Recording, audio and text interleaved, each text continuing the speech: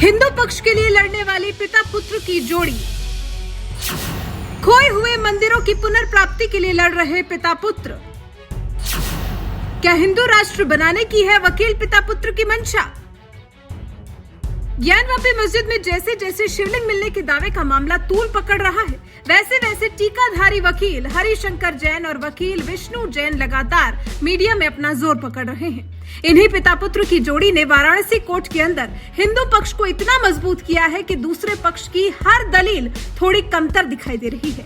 हिंदू राष्ट्र का लक्ष्य लेकर चलने वाले ये पिता पुत्र हिंदुओं को उनका हक दिलाने के लिए एड़ी चोटी का जोर लगाए हुए हैं। और ये पहली बार नहीं है जब पिता पुत्र हरिशंकर और विष्णु जैन की तरफ से इस तरह की कोशिश की जा रही हो, बल्कि लगभग ऐसे 102 मामले बताए जा रहे हैं जिनमें इस जोड़ी में से किसी एक ने हिंदू पक्ष को मजबूत करने का काम जरूर किया है।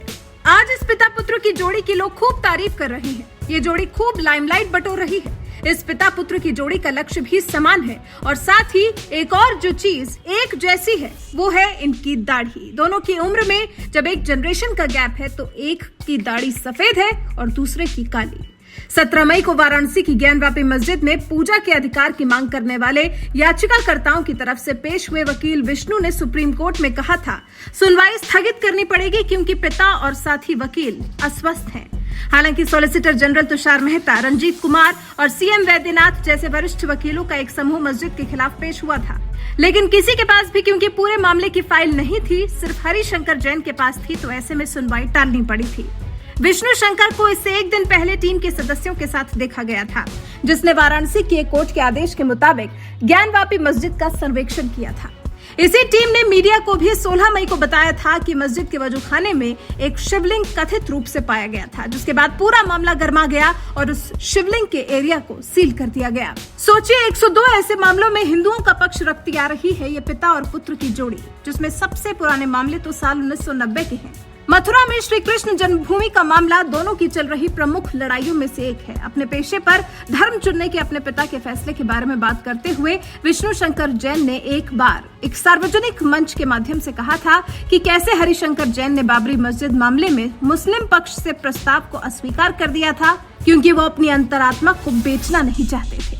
विष्णु शंकर जैन ने उस समय को याद किया था जब कानूनी कारणों से भी रामलला की पूजा जारी रखना महत्वपूर्ण था और उनके पिता ने व्यक्तिगत समस्याओं के बावजूद संबंधित याचिका दायर की थी और निरंतर दर्शन और पूजा की अदालत से अनुमति प्राप्त की थी।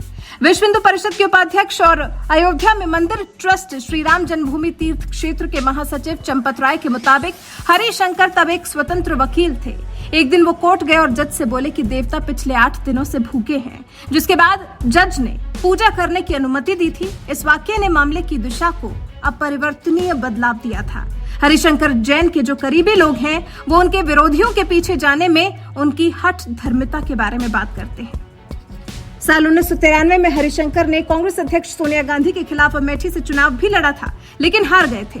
उन्होंने इसके बाद इलाहाबाद हाईकोर्ट में एक याचिका दायर कर गांधी के चुनाव को इस आधार पर चुनौती दी कि वो एक इतालवी नागरिक हैं और भारतीय नहीं है। इसके बाद सोनिया गांधी को अपनी भारतीय नागरिकता हासिल करने के लिए जद्दोजहद करनी पड़ी थी। हिंदुओं के हित में उनका पक्ष रखने के मामले में पिता की मदद करने वाले विष्णु शंकर कहते हैं, जहां भी ऐसा मामला होगा हम उससे लड़ेंगे। ये पिता पुत्र की जोड़ी जो केस लड़ रही है उनमें पटाखों पर बैन से लेकर ओवैसी के नेतृत्व वाले ऑल इंडिया मजलिस इत्तेहादुल मुस्लिमीन के राजनीतिक दल के रूप में पंजीकरण को चुनौती देने से लेकर वक्फ अधिनियम को चुनौती देना तक शामिल है। कुल मिलाकर अगर ऐसा कहें कि इलाहाबाद हाईकोर्ट से प्रैक्टिस शुरू करने वाले हरिशंकर की लीगल प्रैक्टिस काफी हद तक धर्म के इर्द गिर्द घूमती है तो गलत नहीं होगा। पुणे के बालाजी लॉ कॉलेज से ग्रेजुएशन करने वाले विष्णु शंकर भी पिता के नक्शे कदम पर चलते हुए इस तरह के ऐसे और क्लाइंट्स के प्रतिनिधित्व की उम्मीद करते हैं।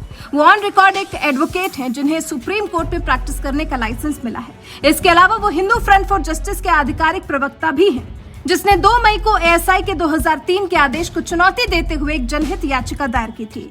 इनमें मध्य प्रदेश के धार जिले के भोजशाला में हिंदुओं की पूजा करने पर प्रतिबंध लगाया गया था। भोजशाला भी एक एएसआई संरक्षित 11वीं शताब्दी का स्मारक है, जहां आरोप है कि कमल मौला मस्जिद को देवी वाग देवी के मंदिर के ऊपर बनाया गया था। हिंदू फ्रंट फॉर जस्टिस के अलावा जैन पिता पुत्र हिंदू महासभा, गोवा की सनातन संस्था, भगवा रक्षा वाहिनी और हिंद साम्राज्य पार्टी से जुड़े हुए हैं। साल 2019 में सनातन संस्था ने हरिशंकर को हिंदू राष्ट्र की स्थापना के लिए काम करने वाले धर्म योद्धा के तौर पर सम्मानित किया था। अब हिंदू समाज के लिए हिंदुओं के पक्ष की रक्षा करने वाले पिता पुत्र की जोड़ी ज्ञानवापी मामले में आधा कमाल तो दिखा चुकी है, आगे और क्या क्या कमाल दिखाती है और उसके बाद मथुरा, कुतुब मीनार, ताजमहल, ये फेहरिस्त लंबी है, अभी खत्म नहीं होने वाली है क्योंकि विवाद सबको लेकर है। वैसे आप इस वकील पिता पुत्र की जोड़ी को लेकर क्या कुछ कहना चाहते हैं, कमेंट कर हमें जरूर बताएं।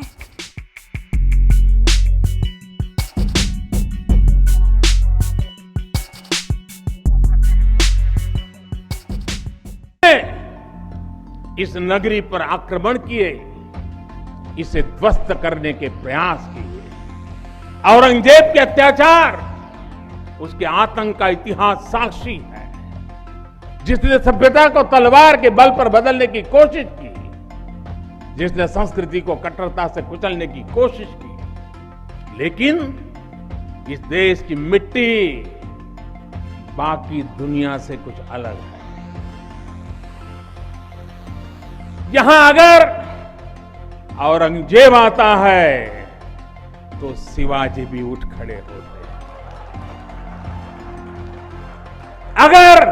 अगर कोई सालार मसूद इधर बढ़ता है तो राजा सुहेलदेव जैसे वीर योद्धा उसे हमारी एकता की ताकत का एहसास करा देते हैं।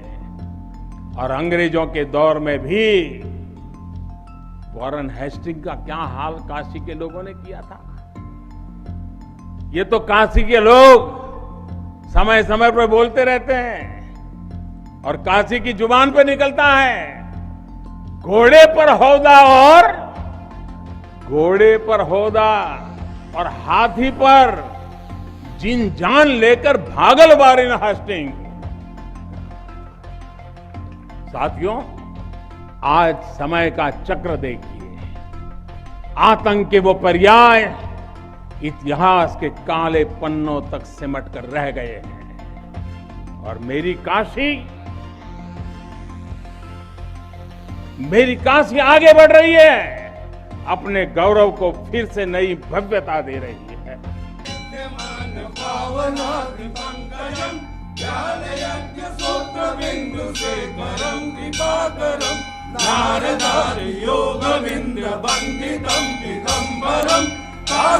काशिकापुराधिनाथ काल भैरवं भजे भानुकोटि भास्करं भवाब्धिकारकं परम्